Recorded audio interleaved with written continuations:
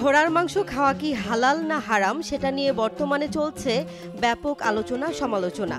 বাংলাদেশে ঘোড়ার মাংস খাওয়ার প্রচলন না থাকলেও সম্প্রতি ঘোড়ার মাংস কেনাবেচা ও খাওয়া হচ্ছে। আরব আমিরাতে ঘোড়ার মাংস খাওয়ার প্রচলন থাকলেও বাংলাদেশে এই মাংস খাওয়ার কথা কেউ চিন্তাও করত না।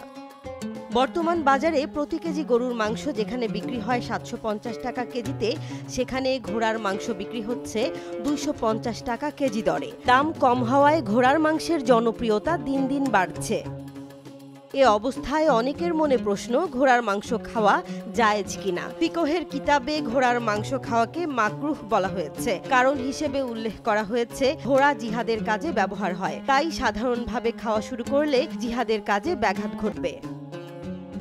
বর্তমানে জিহাদে ঘোড়ার ব্যবহার প্রায় নেই বললেই চলে, বিশেষ করে আমাদের দেশে তো নেই। তাহলে ঘোড়ার মাংস খাওয়া বর্তমানে জায়েজ হবে কি? এমন প্রশ্নের উত্তরে আলেমরা বলেন, বর্তমানে যুদ্ধক্ষেত্রে যদিও ব্যাপকভাবে ঘোড়ার ব্যবহার হয় না, কিন্তু তা একেবারে বন্ধ হয়ে যায়নি। তাই পুলিশ কেন্দ্রগুলোতে ঘোড়ার রক্ষণাবেক্ষণ করা হয় এবং নিয়মিত তার প্রশিক্ষণও দেয়া হয়। এছাড়া হাদিস শরীফে এসেছে, হযরত খালিদ ইবনে ওলীদ রাদিয়াল্লাহু তাআলা আনহু বলেন, রাসূল সাল্লাল্লাহু আলাইহি ওয়াসাল্লাম ঘোড়ার গোশত খেতে নিষেধ করেছেন। জিহাদের কাজে ঘোড়ার ব্যবহার একেবারে বন্ধ হয়ে গেলেও তা খাওয়া মাকরুহ তানজিহি থাকবে।